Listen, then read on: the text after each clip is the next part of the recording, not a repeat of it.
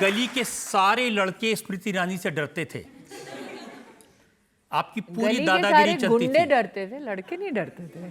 फर्क है, हर लड़का गुंडा नहीं होता।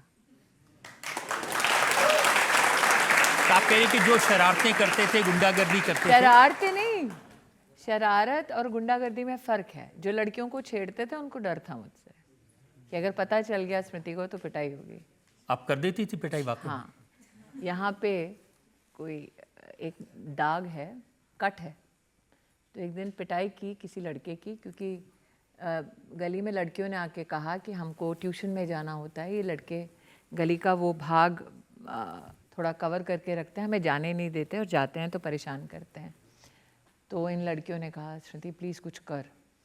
और माहौल ऐसा था कि हम अपने माता पिता को इसलिए नहीं बोलते थे क्योंकि वो आज से मतलब 35-40 साल पहले, क्योंकि माता पिता कहते फिर जा क्यों रहे हो वहाँ से। देखिए, आप छोटे तबके में लोअर मिडिल क्लास फैमिलीज़ में सबसे पहला रिएक्शन होता है कि भाई फजूल का क्यों सर मार रहे हो, अवॉइड करो। और मैं थी कि हम क्यों अवॉइड करें। तो उन्होंने कहा अब किया क्या जाए। तो मैंने कहा ठीक है, अब परेशान करेंगे तो मुझे बताना। तो मुझसे करीबन 3-4 साल बड़े थे वो लड़के। तो लड़का लड़की सब आमने सामने हुए। तो मेरी एक दिक्कत थी कि मेरी माताजी दोपहर लौटी थी शिफ्ट करके। मैंने कहा माँ उठ गई तो बहुत जम के पिटाई होगी। तो मैंने कहा एक काम करो, माँ को घर में लॉक कर दो। मैंने कहा माँ को लॉक कर दो, जब तक मारपीट होगी तब तक माँ सो रही होगी। तो इतना हल्ला हो गया मारपिटाई में कि ये लड़के ने मेरा कॉलर वॉलर पकड़ा हुआ था, मैंने लड़के का कॉलर पकड़ा हुआ था।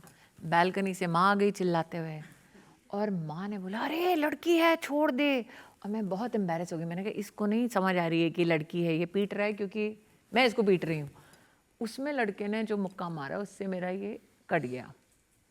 और उसके बाद लड़के की जो पिटाई हुई वो हुई। घर जाने के बाद मेरी जो पिटाई हुई कि तुम नेता बनती हो। मैंने कहा नहीं नेता नहीं बन रही हूँ, प्रॉब्लम थी, पापा को क्यों नहीं बताया। मैंने कहा किसी ने किसी के पापा मम्मी को नहीं बताया।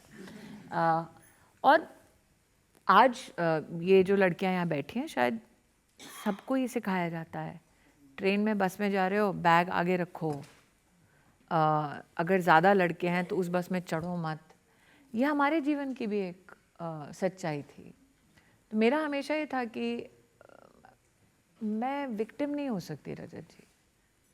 वैसे ही आप गुर्बत में पैदा हो, वैसे ही इतनी कठिनाइयाँ हैं, उससे हर कोई राह चलता थप्पड़ मार दे। तो मेरे पिताजी कहते थे तुम ही को बड़ा नेता बनना है कि तुम ही को सबको जवाब देना है। गुर्बत के बारे में मैंने पढ़ा, 7 साल की उम्र में जब आप पानी लेने जाती थी बाल्टी में तो भी झगड़ा करती थी।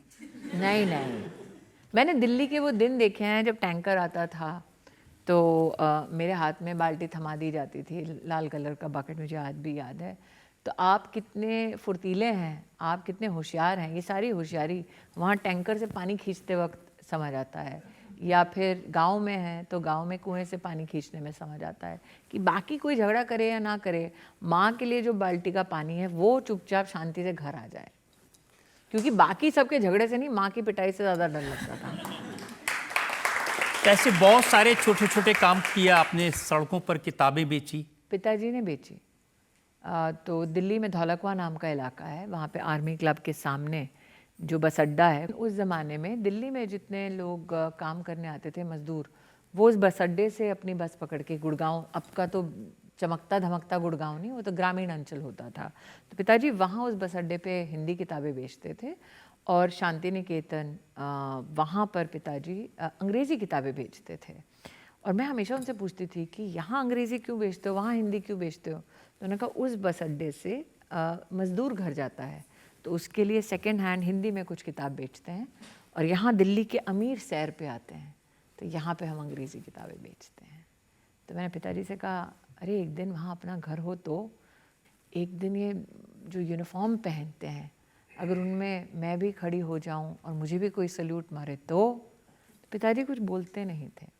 तो वो भी हुआ, घर भी लिया गया वहीं और सम्मान के साथ सल्यूट भी स्वीकार किया।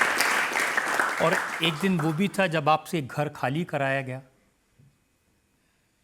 7 साल की उम्र में कराया गया खाली। और बोला गया कि जल्दी जल्दी खाना खाओ। तो हम 3 बहनें हैं, मैं सबसे बड़ी हूँ, तो चावल और काली दाल मेरी माँ सामान समेट रही थी, तो उन्होंने कहा बच्चे खा लेंगे। तो देखा कि माँ, साइकिल रिक्शा होती थी उस वक्त, तो और गैस का सिलेंडर बहुत बड़ी बात होती थी उस वक्त। पिताजी कांग्रेस में थे, तो पूरे मोहल्ले में सबसे बड़ी बात ये होती थी कि इनके घर में गैस का सिलेंडर है।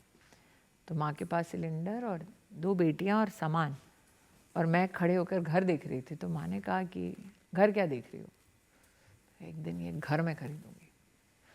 तो तुलसी वुलसी ये सब बनने के बाद, नेतागिरी के बाद, एक दिन उस घर के सामने जाके खड़ी थी। तो माँ ने कहा सच्ची में लेना है क्या? मैंने कहा नहीं, कोई अपने दुखों को खरीद ले, इतना भी कोई बेवकूफ़ नहीं है। लेकिन हाँ, जो कहा था माँ से कि औकात इतनी हो जाएगी, उतनी तो हुई। जिस दिन आपने राष्ट्रपति भवन में खड़े होकर शपथ ली, उस दिन आपको याद आया था कि 7 साल की बच्ची ने क्या क्या देखा है? जिस आर्मी क्लब के सामने बैठ के किताबें बेची, उसी फौज की सुप्रीम कमांडर के साथ खड़ा होना अपने आप में गौरव की बात है। तो मैंने दिल्ली को सड़क से देखा और राष्ट्रपति भवन से देखा। ये दोनों चीज़ें, ये सफ़र, और झुकी नहीं, रीढ़ की हड्डी जैसे थी वैसी है, हाथ नहीं फैलाया, वैल्यूज़ पे कॉम्प्रोमाइज़ नहीं किया, चाहे कोई कुछ भी कहे, चाहे कितनी भी मुश्किल हो। मेरा ये मानना है कि अगर किसी ने मुझे इतना तोड़ दिया कि मैं अपना स्वभाव बदल दूं, तो मैं किस काम की? नॉर्मली रिजेक्शंस पर लोग टूट जाते हैं। आप जेट एयरवेज में गई नौकरी मांगने, उन्होंने रिजेक्ट कर दिया ये कहकर कि पर्सनैलिटी नहीं है। हाँ, और इसलिए एयरलाइन भी बंद हो गई। नहीं, मुझे लगता है कि आपके जीवन में जो भी होता है, हमारी माँ ने सिखाया है कि हमेशा एक कारण की वजह से होता है। भगवान कभी अन्याय नहीं करता।